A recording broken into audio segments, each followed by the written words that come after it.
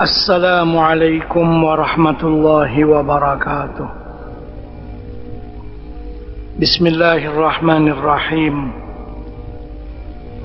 إلى حضرة النبي المصطفى رسول الله صلى الله عليه وسلم وإلى كافة الأنبياء والمرسلين ولجميع المسلمين والمسلمات والمؤمنين والمؤمنات وبالخصوص إلى روح الإمام الحافظ شمس الدين الشامي وإلى روح الإمام نجم الدين الغيطي وإلى روح الإمام أبي البركات الدردير وإلى روح الإمام السيد محمد بن علوي المالكي الحسني رحمه الله تعالى.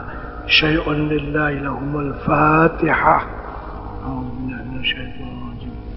بسم الله الرحمن الرحيم. الحمد لله رب العالمين الرحمن الرحيم مالك يوم الدين إياك نعبد وإياك نستعين صراط الذين أنعمت عليهم غير المغضوب عليهم ولا الضالين. بسم الله الرحمن الرحيم. الحمد لله رب العالمين نحمده ونستعينه ونستهديه ونسترشده ونؤمن به ونتوكل عليه ونعوذ به من شرور أنفسنا ومن سيئات أعمالنا.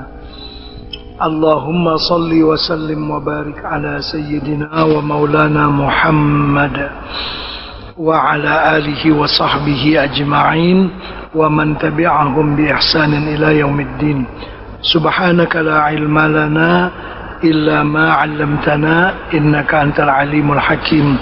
رب اشرح لي صدري ويسر لي أمري واحلل عقدة من لساني يفقه قولي. بسم الله ما شاء الله لا قوة إلا بالله ما شاء الله. كل نعمة من الله ما شاء الله. الخير كله بيد الله ما شاء الله. لا يصرف السوء إلا الله. أما بعد. Terus. Rintangan di sepanjang hidup, di sepanjang jalan hidup. 5 hal yang selalu menggoda Nabi sallallahu alaihi wasallam dan umatnya. Nah, ini belum lagi Nabi kita sampai ke Baitul Maqdis, sudah dekat-dekat sampai. Nabi kita diuji dengan 5 macam halangan. Yang juga halangan ini menguji kita juga sama. Ujiannya kepada Nabi dan juga kepada kita. Yang 5 macam ini. Yang pertama, penyeru Yahudi dari arah kanan.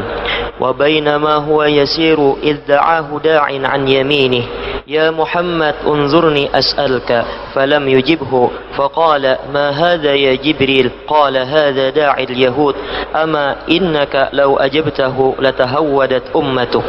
La tahawwadat ada lamnya terus dan seterusnya baginda Nabi sallallahu alaihi wasallam berjalan dan mendengar ada suara orang memanggil-manggil di sebelah kanannya. Wahai Muhammad, lihatlah sebentar padaku, aku mau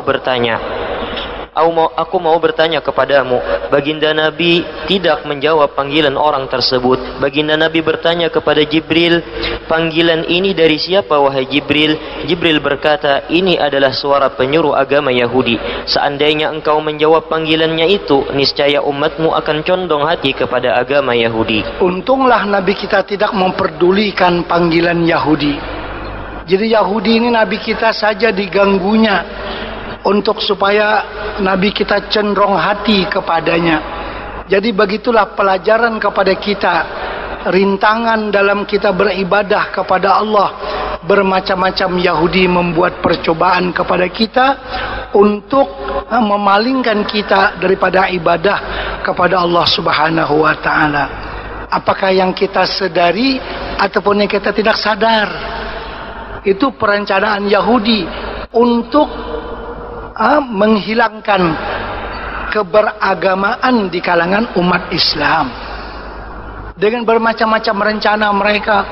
Mungkin fashion pakaian, cara berpakaian, cara hidup, cara berumah tangga, macam-macam. Itu mengikuti langkah-langkah Yahudi.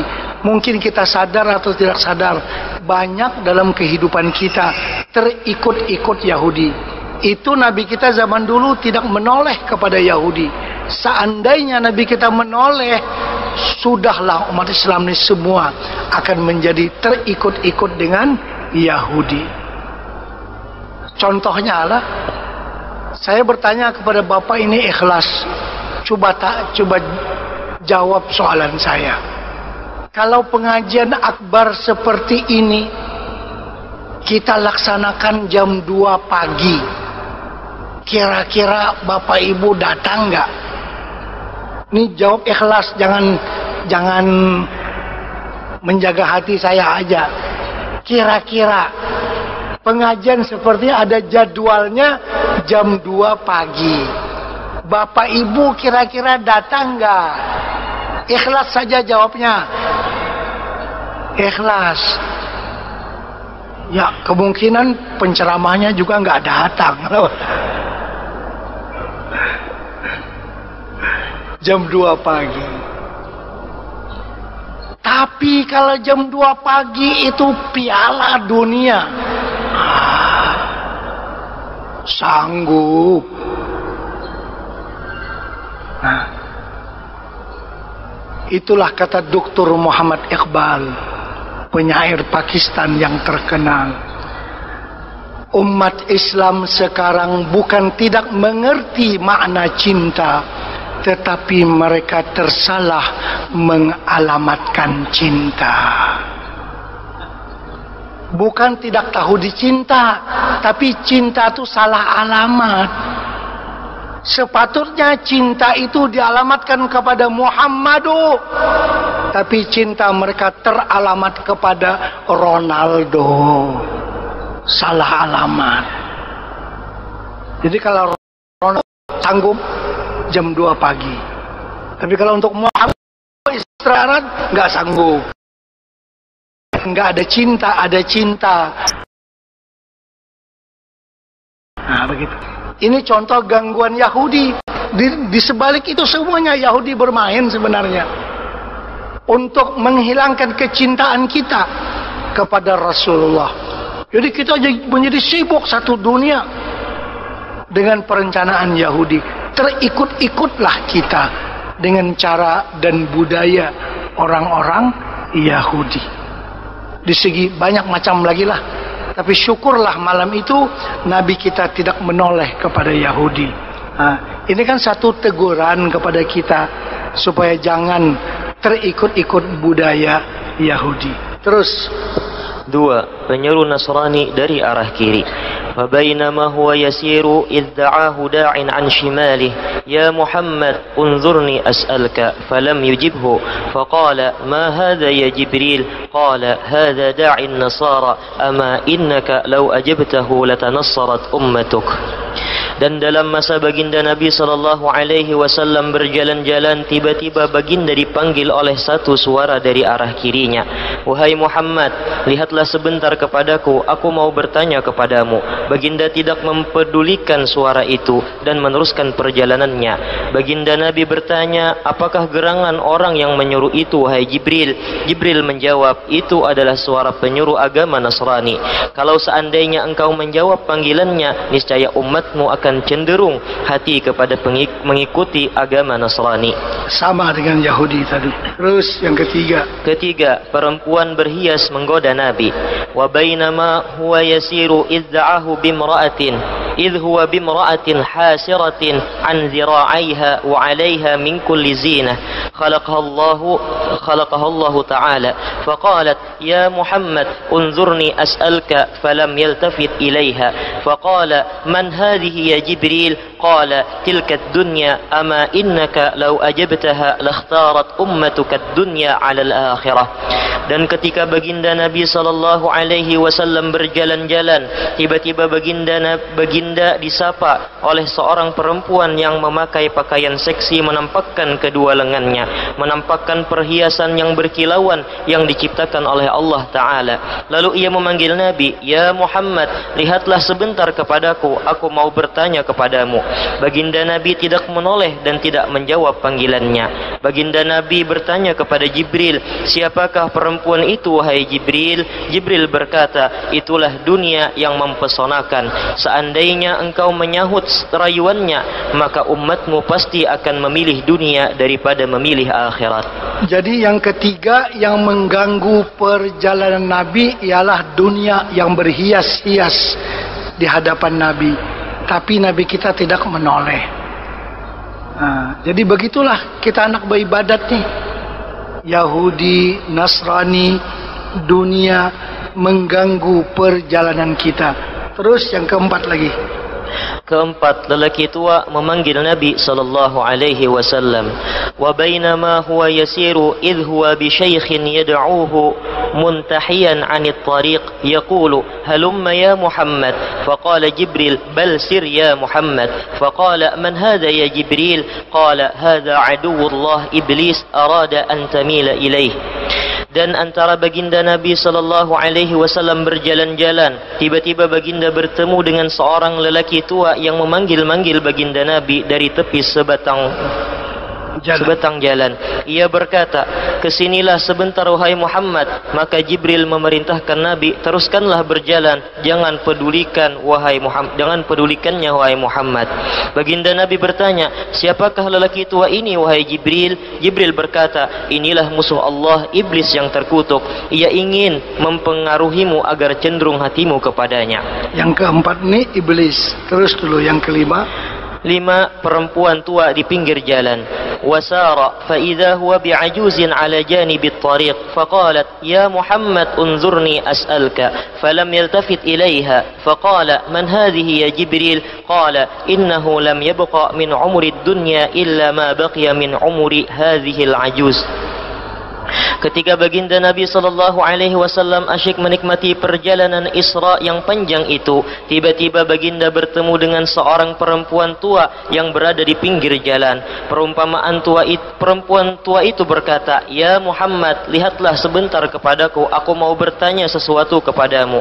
Baginda Nabi tidak pun menoleh kepada perempuan itu, apalagi mau berbicara dengannya. Baginda Nabi bertanya, "Siapakah perempuan tua itu wahai Jibril?" Jibril berkata, "Sesungguhnya tidaklah tertinggal lagi dari umur dunia ini melainkan seperti sisa umur pada perempuan yang tua ini." Artinya yang terakhir ini perumpamaan umur dunia. Kan yang Nabi kita lihat perempuan itu sudah tua bungkuk. Ini umpama apa?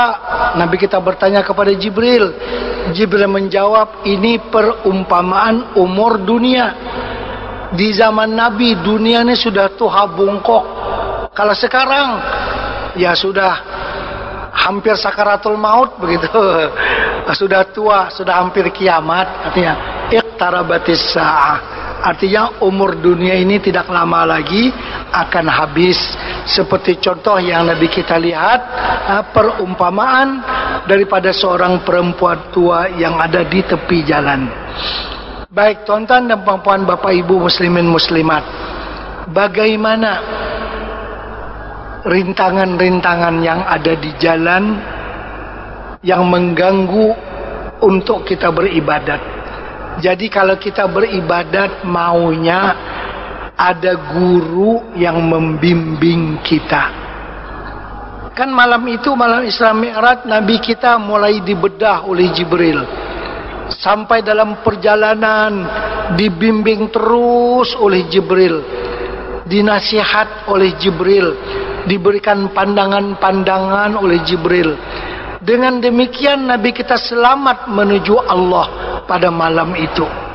Bagi kita yang berjalan kepada Allah pun perlu sebenarnya kepada guru yang membimbing kita, yang memberikan petunjuk kepada kita, guru yang dapat memberikan pedoman dalam kita beribadah. Karena bila kita beribadah ini macam-macam gangguan. Coba Bapak Ibu lihat jin ifrit, ya kan? Yahudi, Nasrani, dunia itu ini macam-macam mengganggu. Kalau Nabi kita tak bersama dengan Jibril pada malam itu, mungkin Nabi kita pun tak kesampaian. Nah, jadi kita yang nak sampai kepada Allah, yang nak memasuki syurga Allah, bagusnya kita memiliki seorang guru yang boleh menegur kita, yang bisa membetulkan kita. Kalau kita tersalah, dia betulkan. Yang kita tidak mengerti, dia beritahu kepada kita. Itu baru kita dapat sampai kepada Allah. Kalau sendiri-sendiri saja begitu, mungkin akhirnya menjadi kawan kepada jin ifrit, menjadi kawan kepada Yahudi, menjadi kawan kepada dunia. Memang kerjanya berzikir, la ilaha illallah, la ilaha illallah. Akhirnya jadi dukun, tahu rahasia akik bagaimana, karena jin ifrit kasih tahu ke dia. Gak kesampaian kepada Allah. Berzikir akhirnya jadi dukun. Nah ini, gak ada ustaz, gak ada syekh yang murabbi kepada dia. Jadi kita perlu sangat guru pembimbing dalam perjalanan kita kepada Allah. Walaupun itu tidak wajib, tapi bagus sekali kalau ada guru yang menasihati kita. Seperti mana pelajaran yang kita ambil daripada Isra Mi'raj ini. Jibril membawa Nabi sampai ke Al-Mustawa. Dipimpin Nabi kita sampai ke sana. Ada guru yang memimpin. Baru Nabi kita bisa sampai ke hadrat Allah Subhanahu wa ta'ala. Guru-guru yang mursyid seperti ini di akhir zaman masih ada, bukan tidak ada, tapi mesti dicari. Barang yang mahal bukan datang sendiri, itu dicari. Seperti orang mendulang intan kan jauh mencarinya. Barang tuh mahal. Kalau yang murah berterak-terak di jalan nih karena harganya. Tapi kalau yang mahal itu dicari, dalam mencarinya. Mutiara di dalam laut. Sedikit di sini saya mau menerangkan fungsi guru yang mursyid, yang membimbing kita ke jalan Allah Subhanahu wa ta'ala. Satu contoh berlaku di zaman sahabat Nabi, di zaman pemerintahan Sayyidina Utsman bin Affan radhiyallahu anhu. Ada seorang anak muda mau datang mengaji, mau datang belajar dengan Sayyidina Utsman bin Affan. Di tengah jalan dia terlihat seorang perempuan yang cantik. Terpesona dia melihat perempuan. Ini gangguan mau mengaji, mau belajar. Dia terhenti di situ. Dia asyik melihat kecantikan perempuan itu. Akhirnya dia sadar. Terus pergi mengaji, belajar kepada Sayyidina Utsman bin Affan. Sayyidina Utsman bin Affan pun waktu mengajar tidak lama beliau mengajar. Akhirnya Sayyidina Utsman menyebutkan, itulah dia, katanya mau mengaji. Orangnya lihat perempuan begini. Satu persatu Utsman sebutkan yang dikerjain oleh anak muda itu. Wah, dia kata, dari mana Utsman ini tahu saya buat begini? Habis pengajian, dia datang kepada Sayyidina Utsman bin Affan. Dia bertanya, awahyun unzila ba'da Rasulillah sallallahu alaihi wasallam. Apa ada wahyu turun setelah Rasulullah meninggal dunia? Karena Bapak tahu semua apa yang saya buat tadi. Utsman menjawab, ittaqu firasatal mu'min fa innahu yanzuru binurillah. Takuti firasat orang yang beriman, karena dia memandang dengan nur yang diberikan oleh Allah Subhanahu wa ta'ala kepadanya. Itu contoh guru yang mursyid. Dia scan kita, dia tahu sudah apa yang ada dalam hati kita, ya, sehingga dia bisa memberikan kepada kita obat yang tepat. Kan contoh begitu dalam kehidupan Nabi pun. Banyak orang sahabat yang datang berbeda jawaban Nabi. Seorang datang, ya Rasulullah, ausini, beri nasihat kepada aku. Nabi kita menjawab, dirikanlah sembahyang di awal waktu. Itu nasihat Nabi kepada orang yang bertanya tadi. Yang kedua datang lagi bertanya, ya Rasulullah, ausini, wasiati aku. Nabi kita bersabda, la taghdab, jangan engkau suka marah. Yang ketiga datang bertanya, Nabi kita menjawab, berbaktilah engkau kepada kedua ibu bapa engkau. Jadi lain-lain jawaban yang diberi oleh Nabi, karena Nabi kita memahami betul permasalahan dari orang yang datang ini. Misalnya orang yang datang ini, kalau dengan ibu bapaknya sudah bakti, nyumbang rajin, tapi sholat kesiangan, subuh kesiangan. Nah, orang yang begini Nabi kita nasihati, sholatlah engkau di awal waktu, karena yang lain sudah oke, sudah gak ada masalah. Yang kedua, sholat bagus, dengan ibu bapa bagus, nyumbang bagus, tapi cepat marah. Nah, kalau yang datang nih, Nabi kita nasihati, kamu jangan cepat marah. Kan cocok obat yang diberi oleh Nabi kepada pasien yang datang. Itu namanya dokter spesialis, orang yang pintar, guru yang mursyid. Seperti Utsman bin Affan tadi kan begitu. Nah, itulah yang dicari di akhir zaman ini, guru yang mursyid, yang dapat membimbing kita, karena dia dapat men-scan kita. Dia tahu sebenarnya apa yang kita perlukan. Seperti dokter yang pakar itu juga, spesialis jantung, spesialis kencing manis. Dia lihat muka kita aja dah tahu, wah ini kencing manisnya tambah ini. Wah, lihat muka aja dia tahu, karena dia ahli. Kan, oh ini nampak lebih sehat ini. Wah, dia bisa mengukur kita dengan keahlian dia dalam bidangnya. Nah, begitu yang dicari-cari di akhir zaman, guru yang dapat membimbing. Bagaimana perjalanan Nabi sepenuhnya dibimbing oleh Jibril alaihi salatu wassalam. Baik, selanjutnya kita akan menyaksikan pula beberapa babak daripada pertemuan Nabi sallallahu alaihi wasallam. Nanti pada halaman 66 kan, itu Nabi kita akan masuk ke Baitul Maqdis. Tinggal sedikit. Kita lanjutkan dulu beberapa pemandangan lagi yang Nabi kita saksikan sebelum sampai ke Baitul Maqdis. Terus. Tambahan Imam Asy-Syami, bertemu dengan para nabi.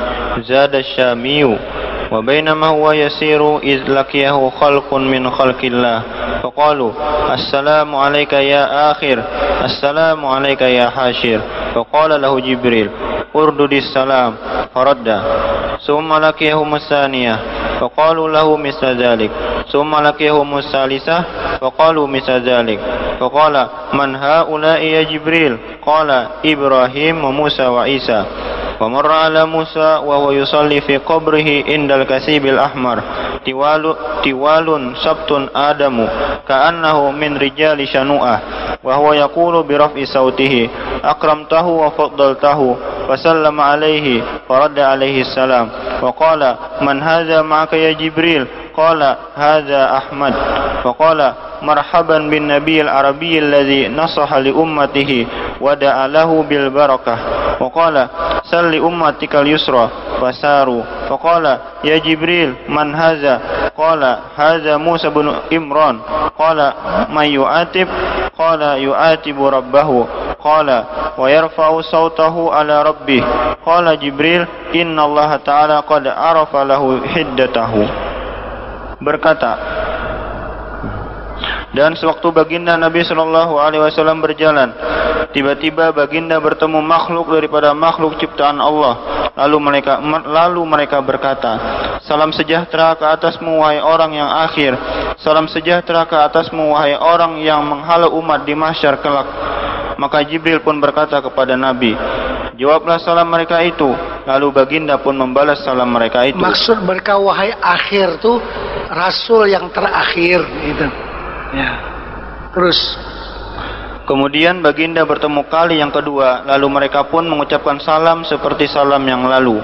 Kemudian bertemu pula kali yang ketiga, lalu mereka pun berkata seperti itu juga.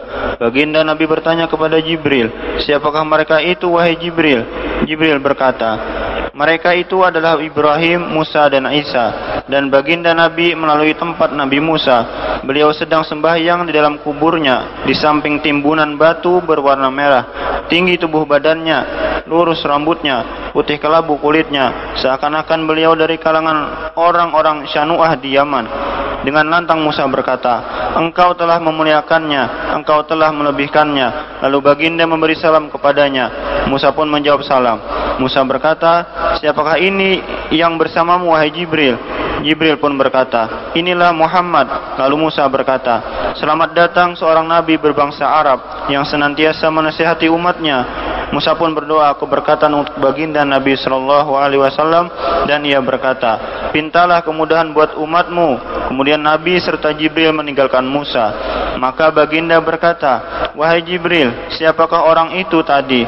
Jibril pun berkata, "Dia adalah Musa bin Imran." Baginda bertanya lagi, "Dengan siapakah dia berbicara tadi?" Jibril berkata, "Dia berbicara dengan Tuhannya." Baginda berkata, "Beliau melantangkan suaranya di hadapan Tuhan." Jibril berkata, "Sesungguhnya Allah sudah mengenal perwatakan Nabi Musa yang selalu begitu gaya bicaranya." Ya, baik. Jadi di sini Nabi kita bertemu dengan 3 orang Nabi yang khusus. Nabi Ibrahim, Nabi Musa dengan Nabi Isa. Ini sangat penting artinya pertemuan Nabi kita dengan ketiga-tiga orang Nabi ini. Karena yang pertama kan dengan Nabi Ibrahim. Nabi Ibrahim ini kan Abul Anbiya, bapak kepada seluruh nabi-nabi setelah dia. Nabi Musa, nabi yang paling besar di kalangan orang-orang Yahudi. Nabi Isa, nabi kepada orang-orang Nasrani. Nah, ini sangat penting pertemuan kepada 3 ini. Karena baik orang Yahudi dan orang Nasrani mengklaim bahwa Ibrahim itu orang kami. Ibrahim itu pendukung kami.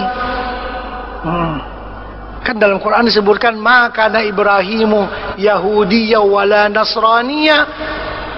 Ibrahim bukan Yahudi dan bukan Nasrani. Jadi Nabi Ibrahim satu pribadi yang menjadi rebutan kepada 3 agama samawi. Orang Yahudi mengklaim Ibrahim itu orang kami. Nasrani, Ibrahim itu orang kami. Kita juga orang Islam. Wa Ibrahimul Khalilu Abi. Kan begitu dalam talqin kan. Ibrahim Al-Khalil sebagai bapakku dalam agama. 3 membanggakan Nabi Ibrahim. Karena Nabi Ibrahim tadi bapak kepada nabi-nabi setelah beliau. Dan agama yang bagi Yahudi dan juga Nasrani dan juga Nabi kita Muhammad SAW itu setelah Nabi Ibrahim. Secara buktinya, kita orang Islam ini ada bukti bahwa kita memang beragama Nabi Ibrahim. Benar kita yang sebagai pewaris Nabi Ibrahim. Kita ada bukti. Bukan sekadar tanda tangan. Bukan sekadar cap jempol. Kita ada bukti bahwa kita adalah diakui oleh Nabi Ibrahim. Dicap dengan tapak kakinya. Itu yang makam Ibrahim yang ada di Mekah. Seperti sarang burung itu. Itu bukan kubur Nabi Ibrahim. Itu makam Ibrahim. Apa makna makam Ibrahim? Makam itu kan tempat dia berdiri. Ada satu batu. Di situ cuma tapak kaki Nabi Ibrahim mengesan kepada batu itu. Berlubang seperti besarnya kaki Nabi Ibrahim. Jadi kita ada bukti. Bukan sekadar stempel. Kalau stempel berapa abad hancur. Tapi kita telah diakui oleh Nabi Ibrahim, dicap sidin dengan apa? Dengan tapak kaki. Itu yang ada di Mekah itu. Yang ada seperti sarang burung itu makam Ibrahim. Bukan makam Ibrahim itu kubur Ibrahim, tidak. Makam Nabi Ibrahim di Hebron. Di Hebron di Palestina. Di sana. Di Israel. Baik.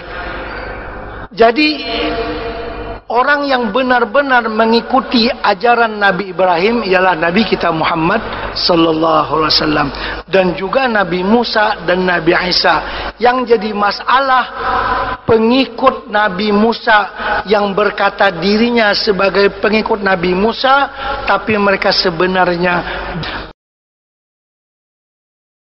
begitu juga pengikut Nabi Isa yang mengaku dirinya sebagai pengikut Nabi Isa, tapi sebenarnya dia bukan mengikuti Nabi Isa. Nah, kita orang Islam ini yang benar mengikuti Nabi Muhammad sallallahu alaihi wasallam, karena dakwah para anbiya itu sama kepada tauhid. Baik Nabi Ibrahim, baik Nabi Musa ataupun Nabi Isa alaihi salatu wasallam, semuanya adalah agama tauhid, bukan agama patung, bukan agama yang lain dari itu. Jadi agama tauhid saja.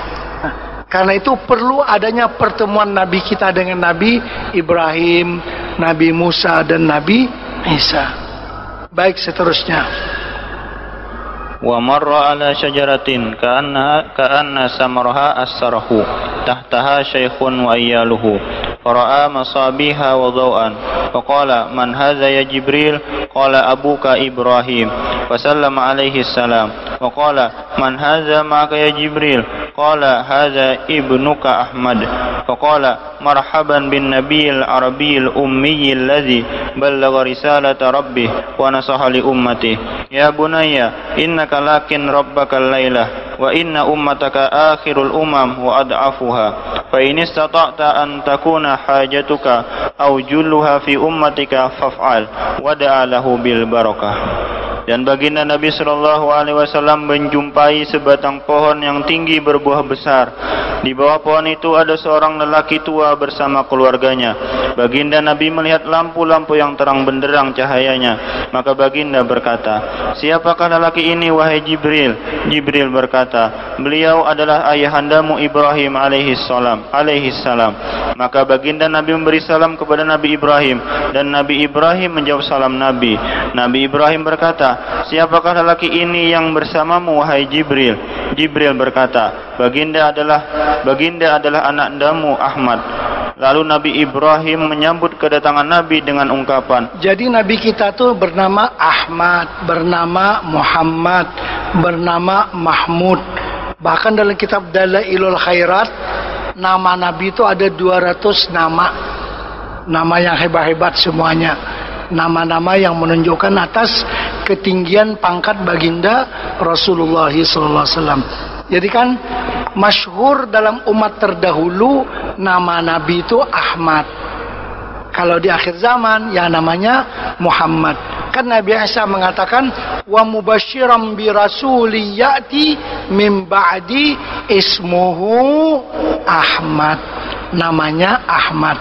Jadi apakah Ahmad atau Muhammad atau Mahmud, itu adalah semuanya nama Nabi kita Muhammad sallallahu alaihi wasallam. Terus lalu Nabi Ibrahim menyambut kedatangan Nabi dengan ungkapan, selamat datang Nabi yang berbangsa Arab yang ummi, yang menyampaikan risalah Tuhannya dan menasihatkan umatnya. Semua ketiga-tiga Nabi, baik Nabi Ibrahim, Nabi Musa, Nabi Isa, mengatakan selamat datang Nabi yang berbangsa Arab. An-Nabiyul Arabi, Nabi daripada kalangan orang Arab. Karena kan baik Nabi Isa ataupun Nabi Musa, Nabi Harun kan, Nabi Sulaiman kan, Nabi Daud, itu semuanya berbangsa Israel, Bani Israel. Jadi mereka tuh merajut persaudaraan. Kan Ismail dengan Ishak kan bediang sanak, bersaudara. Jadi bangsa Arab dengan bangsa Israel ini sepupu sebenarnya. Kuitan bediang sanak, ya kan? Nah, cuma dan seterusnya. Artinya tidak perlu kita berpecah belah, kita bersatu mengikuti ajaran nenek moyang kita. Siapa nenek moyang kamu semua, wahai nabi-nabi setelah Nabi Ibrahim? Ya, Nabi Ibrahim. Nabi Ibrahim kan sering disebutkan hanifam muslima wa ma kana minal musyrikin. Hanifam muslima wa ma kana minal musyrikin. Nabi Ibrahim itu orang yang cenderung kepada agama Islam, bukan orang yang syirik. Jadi ikuti milah Nabi Ibrahim. Itu ajaran yang menyatukan semua ajaran nabi-nabi. Jadi la nufarriqu baina ahadim mir rusulih. Kita tidak membeda-bedakan rasul. Coba kita percaya dengan Nabi Ibrahim, kita orang Islam. Percaya dengan Nabi Musa, percaya dengan Nabi Harun, percaya dengan Nabi Sulaiman, percaya dengan Nabi Daud, percaya dengan Nabi Isa. Dan orang-orang kita Islam pun ada yang namanya Daud, ada yang namanya Sulaiman, ada yang namanya Harun, ada yang namanya Musa, ada yang namanya Isa. Artinya kita orang Islam sangat toleran dengan orang lain. Sementara mereka nggak ada yang bernama Muhammad. Kenapa? Kita ini kan umat Nabi Muhammad, tapi nama-nama umat Nabi Muhammad kan nama Musa, nama Isa, nama Daud, nama Sulaiman. Kami mengakui kenabian mereka itu. Kenapa kamu tidak mengakui kenabian Nabi Muhammad? Nggak ada di kalangan kamu yang bernama Muhammad. Jadi siapa yang fanatik itu? Kan begitu maksudnya itu. Kita ini orang yang paling toleransi sebenarnya.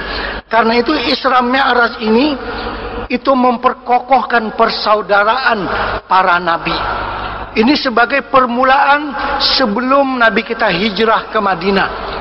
Kan 2 tahun setelah Isra Mi'raj, Nabi kita akan hijrah ke Madinah, bertemu dengan orang Yahudi Ahlul Kitab, bertemu dengan orang Nasrani. Sepatutnya kita ini bersatu saja. Nabi kita kan sama, Ibrahim kemuncaknya. Kita ini semuanya bersepupuan aja, bakola. Ajarannya satu juga, apa yang dibawa oleh Nabi Ibrahim. Itu sepatutnya dalam peristiwa Isra Mi'raj ini, itu yang dirajut, itu yang diayamkan, supaya jangan wujud perselisihan antara umat ini semua, karena semuanya berasal daripada Nabi Ibrahim alaihi salatu wassalam. Terus, wahai anak andaku yang tercinta, sesungguhnya engkau pada malam ini akan bertemu Tuhanmu. Tadi satu yang saya terlupa. Kan semua nabi-nabi mengatakan kepada Nabi kita Muhammad an-Nabiyul Arabi. Artinya tadi orang-orang Bani Israel mengakui adanya nabi daripada kalangan nabi daripada Bani Ismail ataupun daripada kalangan orang Arab. Dia begini, Nabi kita Muhammad ini kan satu-satunya nabi dari cucu Nabi Ibrahim melalui Nabi Ismail. Nabi-nabi yang lain semua daripada Nabi Ishak. Jadi ini yang menjadi iri hati mereka. Nabi-nabi sebelumnya semuanya Bani Israel. Kok Nabi yang terakhir Muhammad Bani Ismail? Lalu mereka tidak mau menerima. Kan mereka sudah banyak. Mereka menganggap juga Nabi terakhir nanti Nabi itu daripada kalangan Bani Israel, tapi nyatanya daripada Bani Ismail orang Arab. Kan dalam kitab Barzanji kalau kita baca, bagaimana Nabi kita itu dikatakan nasabun tahsibul ula bihulahu qalladatha nujumahal jawza'u habbaza iqdusu dadin wa fakharin anta fihil yatimatul asma'u. Paham lepian? Dalam kitab Barzanji Hamaziyah Imam Al-Busiri, kayak ini terjemahannya kurang lebih. Kalau di segi personalia kepengurusan apa-apa di dunia, ketua kan di atas, sekretaris terus, pembawahnya ini anggota ya. Ya kalau Pak atasnya presiden, gubernur, bupati, camat, lurah, RW, RT, rakyat biasa. Artinya kan dalam personalia kepengurusan yang atas itu paling hebat, ya kan? Yang di bawahnya nomor terakhir. Imam Al-Busiri berhujjah dalam qasidah tadi, Nabi Muhammad walaupun Nabi terakhir. Yang pertama kan Adam, Ibrahim, terus akhir Nabi Muhammad. Tapi Nabi yang paling hebat, yang paling istimewa, walaupun terakhir. Mana buktinya? Lihat ahli kepada akik. Kalau pian mempunyai medalion, tahu medalion apa? Rantai. Ya kalau kakalong, itu akik yang mahal tuh di bawah ke di atas andaknya. Nang miliaran tuh akik nah harap tuh. Apa jadi kita apa ngaranya tuh? Apa? Medalion ngaranya. Medalionnya tuh bandak di sini kah, di atas kah, atau di bawah? Justru yang di bawah tuh yang paling harap, bukan yang di atas. Oh, dipaling sidin. Nah, itu maksud daripada nasabun tahsibul ula bihulahu qalladatha nujumahal jauzau habbaza iqdusudadin wa fakharin anta fihil yatimatul asma'u. Engkau ya Rasulullah walaupun berada di ujung, di akhir, tapi engkau yang paling bernilai. Seperti medalion tadi, tidak berandak di panggulu sini lain, di bawah sini andaknya, paling bawah tapi paling istimewa. Nah itu, ya kan? Berandak di bawah. Kalau kita Pak RT ya paling bawah, paling rendah makamnya daripada presiden. Rupa-rupanya Pak RT lebih hebat daripada presiden. Begitu, di bawah. Jadi ini peristiwa Isra Mi'raj seperti persediaan pemikiran Nabi kita akan hijrah ke Madinah supaya dapat diterima kehadiran Nabi oleh ahlul kitab, baik mereka itu Yahudi ataupun Nasrani, dan membayangkan kepada mereka bahwa agama ini semuanya adalah sama, datang daripada Nabi Ibrahim atau sebelumnya Nabi Adam alaihi salatu wassalam. Terus sedikit lagi. Wahai anak-anakku yang tercinta, sesungguhnya engkau pada malam ini akan bertemu Tuhanmu, dan sesungguhnya umatmu adalah umat yang terakhir dan terlemah. Maka seandainya engkau sanggup berbuat sesuatu untuk keperluan umatmu sepenuhnya atau sebahagiannya daripadanya, maka lakukanlah itu. Nabi Ibrahim pun mendoakan keberkatan buat Nabi Muhammad SAW. Itu pesanan Nabi Ibrahim. Wahai anak-anakku, malam ini baik-baik engkau berbicara, engkau akan bertemu dengan Tuhan engkau, biar umat engkau diuntungkan pada malam ini. Itu pesanan Nabi Ibrahim. Terus fasara hatta atal wadi alladhi bil Madinah, yakni Baitul Maqdis, fa iza jahannam tankashifu an misli zarabi, faqila ya Rasulullah kaifa wajadtaha? Qala mislul hammah awil hamam, intahat ziyadatus syami. Maka berlalu pergi baginda Nabi SAW sehingga sampai di suatu lembah yang luas di kota yang dituju, yakni kota Baitul Maqdis. Maka tiba-tiba ternampaklah oleh baginda Nabi di arah lembah itu lubang neraka jahanam yang terbentang luas seperti permadani yang terhampar. Maka baginda Nabi ditanya tentang wadi jahanam itu dengan pertanyaan. Wadi itu artinya lembah ya. Wadi jahanam artinya lembah jahanam. Bukan iwak wadi bahasa Banjar tuh lain itu wadi. Ya, terus. Maka baginda Nabi ditanya tentang wadi jahanam itu dengan pertanyaan, wahai Rasulullah, bagaimana Tuhan mendapati keadaannya? Baginda menjawab, keadaannya seperti bara api yang sangat panas. Telah tamat tambahan Imam Asy-Syami. Baik. Ini sudah terakhir. Setelah ini lendeng burak depan Masjidil Aqsa. Ini terakhir. Kalau Bapak Ibu pergi ke Palestina dari arah Masjidil Aqsa, kita mau pergi ke selatan ke Baitul Laham dan ke Hebron, pergi ke sana, kita mesti menyeberang satu jembatan. Orang Palestin mengenali jembatan itu berada di atas Wadi Jahannam, lembah Jahannam yang sangat dalam. Itu bahagian selatan daripada Masjidil Aqsa, arah ke kiblat, arah ke Mekah. Situ ada satu jembatan yang di bawah itu jurang yang bersangatan dalam, yang enggak tahu apa yang ada di situ. Sebenarnya itulah yang dikatakan Wadi Jahannam sebagai perumpamaan. Dan disitulah nanti umat Islam akan membunuh orang-orang Yahudi di akhir zaman. Lebih daripada 70.000 yang berpangkat-pangkat besar yang akan dimasukkan dalam lubang Wadi Jahannam itu. Jadi kita hari ini walaupun sedih hati melihat orang Palestin, tanah mereka dijajah, diambil oleh Yahudi.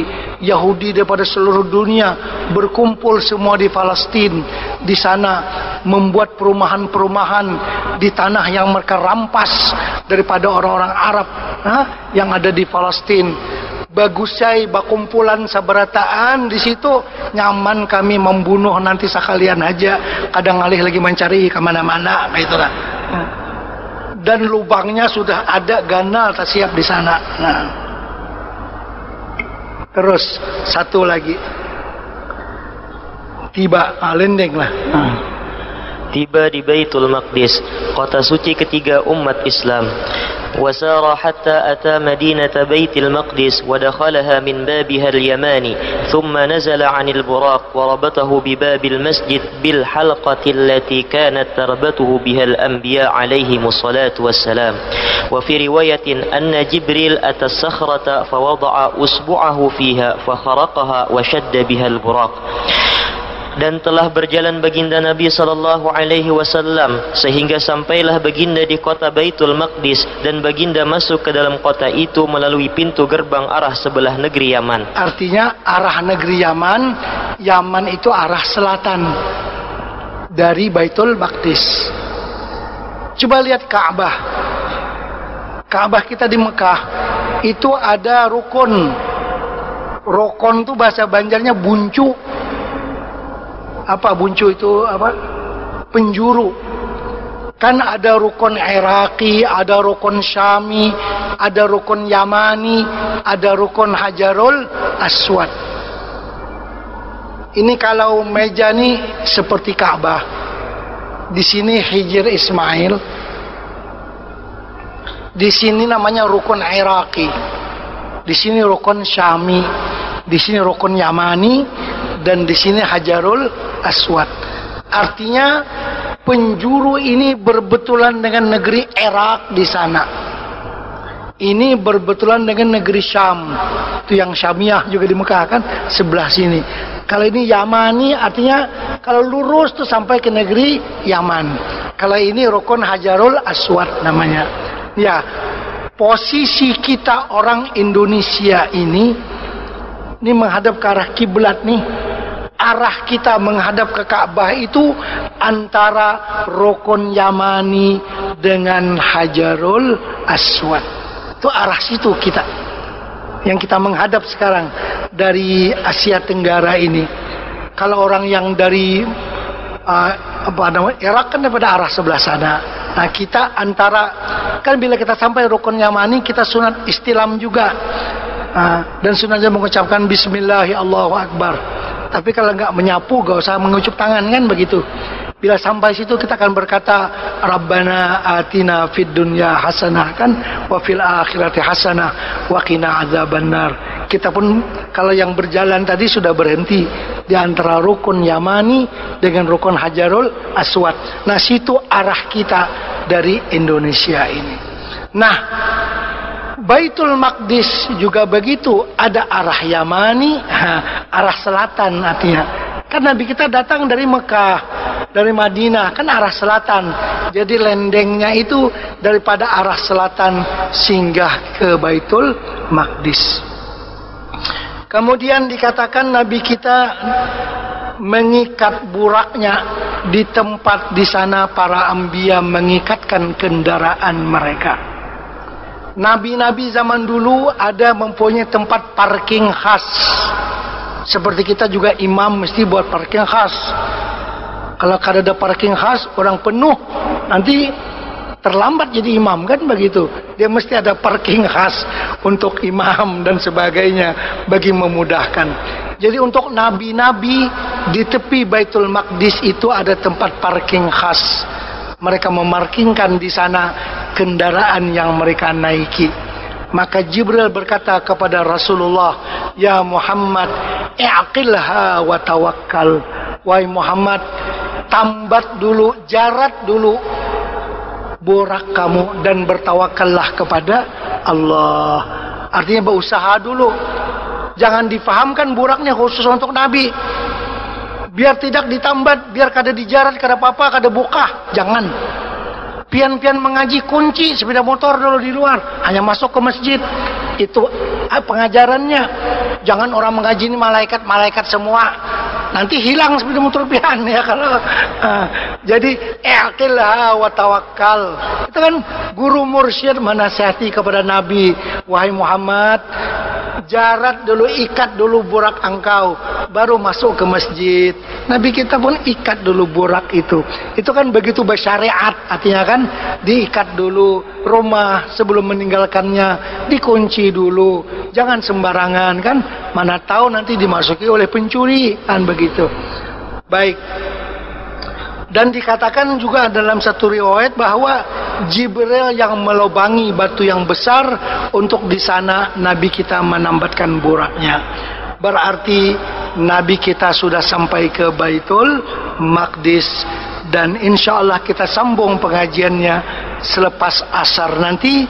Nabi SAW memasuki Masjidil Aqsa di Palestina dan beberapa program yang ada dalam Al-Masjidil Aqsa. Al-Fatihah. Bismillah.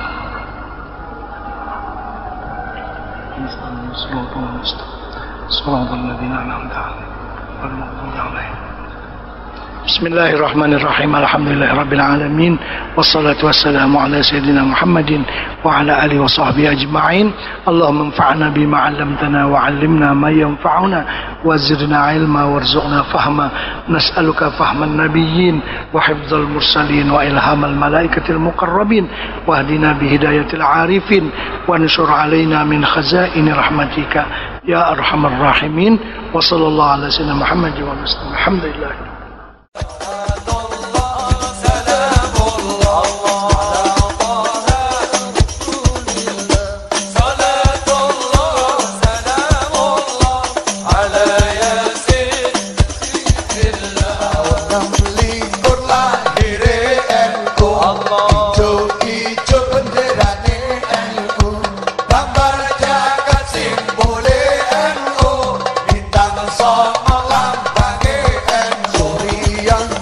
Lama NU dan video pelaksana